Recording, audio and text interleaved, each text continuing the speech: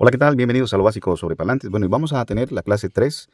Es más bien un poquito práctica, ya que vamos diferenciando bajos, medios y altos. Y también lo más importante de todo esto es saber combinar. Como nosotros aquí hacemos lo que son instalaciones caseras para equipitos de casa, y casas con salas de 3 metros cuadrados, 4 metros cuadrados, incluso un poquito más grandes. Lo importante de todo ello es saber combinar. Si tenemos una sala bastante pequeña, con 2 baffles es suficiente. Ya si en la medida de la posibilidad de nuestros amplificadores, si tenemos un amplificador, por ejemplo, con 4 salidas, pues ya optamos por 4, supongamos que este es en la sala, pues optaríamos por 4 altavoces o 4 baffles. 2 en una parte y 2 en otra, y de esa manera el sonido va a quedar bien distribuido. En este caso, tengo un parlante de 8 pulgadas, un parlante de unas 5 pulgadas aproximadamente y un parlante de 1 pulgada aproximadamente. Este es para bajos, para medios y para altos. Entonces aquí lo interesante es que cada que vayamos a hacer un montaje, si mi amplificador tiene 6 ohmios o 4 ohmios o tiene 8 ohmios, hoy en día, por ejemplo, los equipos de casa, la impedancia más común son 6 ohmios. Antiguamente el más usado era 8 ohmios para casa y 4 ohmios para los vehículos, para los coches. Ya luego, en la medida de que fueron modificando los parlantes, fueron cambiando las impedancias, y un parlante de 6 ohmios es un parlante que tiene bastante sensibilidad, con poca potencia nos va a dar buen sonido. Entonces, si yo tengo un equipo de 6 ohmios, los parlantes que yo vaya a instalar en ese amplificador deben tener esa impedancia. Si yo pongo un parlante, por ejemplo, de 6 ohmios, que el siguiente también sea de 6 ohmios y el siguiente sea de 6 ohmios. Si se llega a una modificación en la impedancia, yo sé que esos parlantes no se van a quemar. Puede que se dañe el amplificador, es lo riesgoso, ¿no? De poner una instalación y la impedancia sea inferior, es más fácil que se rompa el amplificador a que se dañen los parlantes. Los parlantes por lo general se dañan cuando les llega demasiada potencia. Aquí tengo un parlante de 8 pulgadas, 6 ohmios, 75 watts. Tengo un parlante que voy a utilizar como frecuencias medias, tiene 6 ohmios, 25 watts. Y en esta parte tengo un parlante de frecuencias altas, 6 ohmios, 20 watts.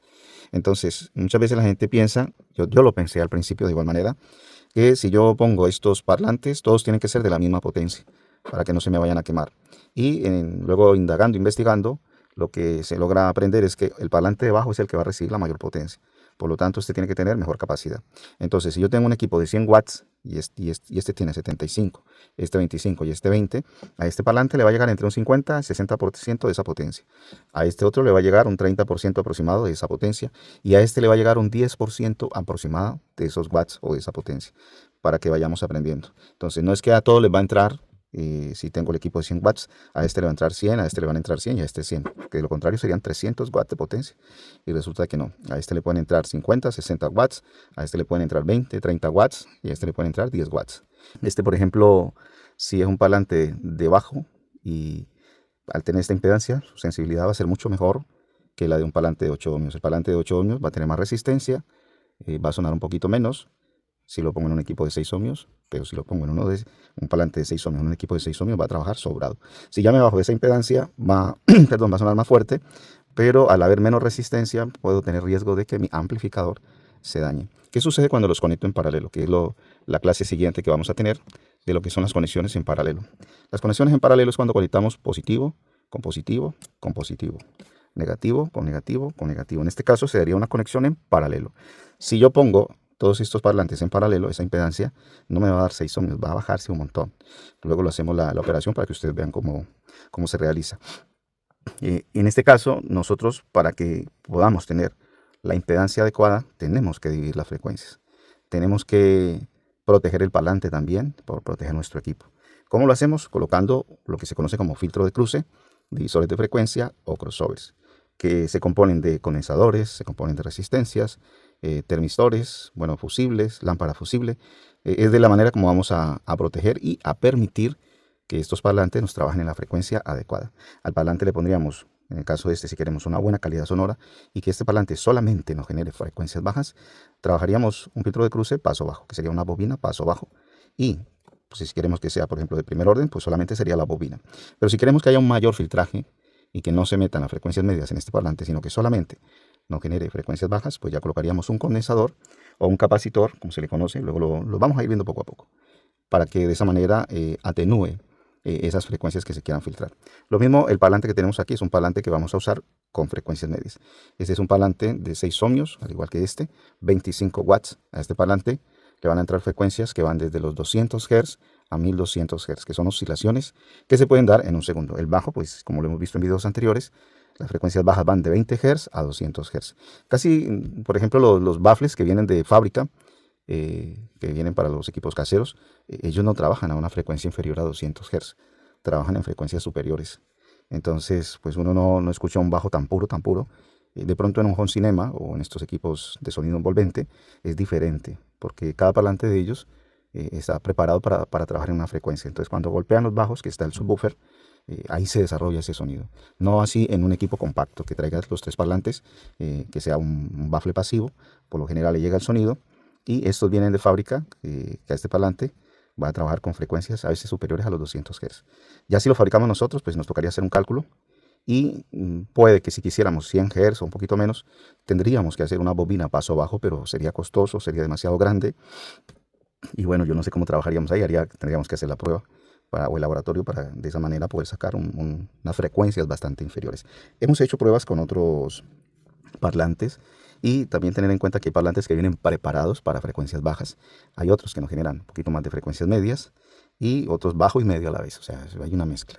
Pero bueno, en este caso vamos a ir diferenciando bajo, medio y frecuencias altas. Las frecuencias altas van de 1200 Hz a 20.000 Hz, pero el oído humano no alcanza a percibir todos esos sonidos. Escuchamos, por ejemplo, cuando uno nace, el niño tiene el oído muy desarrollado. Eso lo hemos visto en películas, en los videos, en los programas. Cuando una madre tiene un bebé y lo están cuidando, lo hacen dormir, lo llevan a la camita, lo ponen allí, se van así de patitas, de pies, para que no hagan ruido. Cuando llegan a la sala, se sentó y sonó un resorte del mueble y ya el niño se despertó. Quiere decir que ese oído está completamente recibiendo todas las frecuencias. Cualquier ruido, sea inferior o superior, lo percibe. Con el paso de los años nosotros vamos perdiendo esa auditividad, vamos perdiendo esas frecuencias, esa sensación de percibirlo todo. Entonces, por eso yo puedo fabricar un baffle con estos componentes y a alguien le puede parecer agradable el sonido y el otro puede que no alcance a percibir ni los medios o los altos, pero porque tiene problemas auditivos.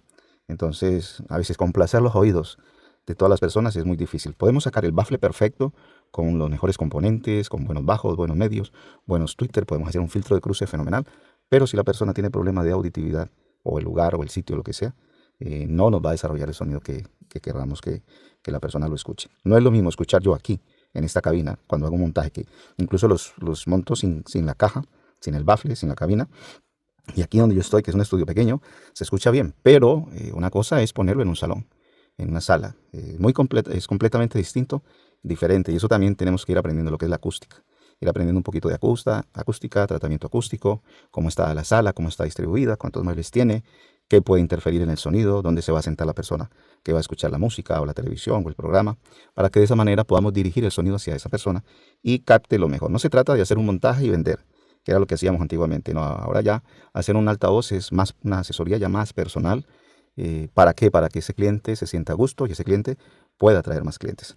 Bueno, seguimos. Tenemos que esto hay que ponerle un filtro de cruce, divisor de frecuencias, para que este parlante nos trabaje en frecuencias bajas, este nos trabaje en frecuencias medias y este nos trabaje en frecuencias altas. Si los conectamos así sin ningún filtro de cruce, lo más probable es que quememos el amplificador y lo más probable es que se nos queme uno de estos dos componentes. El parlante no tanto, pero uno de estos se nos puede llegar a quemar. Entonces, para que eso no suceda, pues usamos lo que es el filtro de cruce para que al trabajar en las frecuencias adecuadas no se dé una saturación de frecuencias o de pronto se afecte la impedancia y nos dañe nuestro amplificador.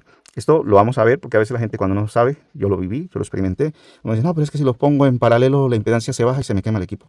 No, porque para eso los fabricantes han hecho un estudio, para eso han aprendido lo de los filtros de cruce y de esa manera cuando se hace un filtro de cruce, así los pongan en paralelo, los tres de la misma impedancia, del mismo valor, esa impedancia que va a manejar no va a ser la que nos dé con un multímetro, sino la que nos va a medir la reactancia capacitiva, reactancia inductiva, es resistencia que va a producir el condensador cuando se ponga en un parlante o lo que es una bobina, paso bajo, paso banda o paso alto, para que ustedes lo tengan en cuenta. Eso sería por hoy, una clase breve, cortita, espero que me haya hecho entender y luego voy a poner en el próximo video, vamos a seguir con esta práctica, vamos a hacer la instalación en paralelo, va a ser bastante fácil, es muy importante tener un cautín, que es lo más baratito que se consiga, un tester o multímetro sencillito para medir lo que son los ohmios, tener su alicate, su atornilladorcito y algunas herramientas elementales que se pueden conseguir de forma económica. ¿Para qué? Para que vayamos haciendo las prácticas. Aquí lo interesante es ir adentrándose, ir conociendo cómo se hace una instalación, cómo no se debe hacer una instalación,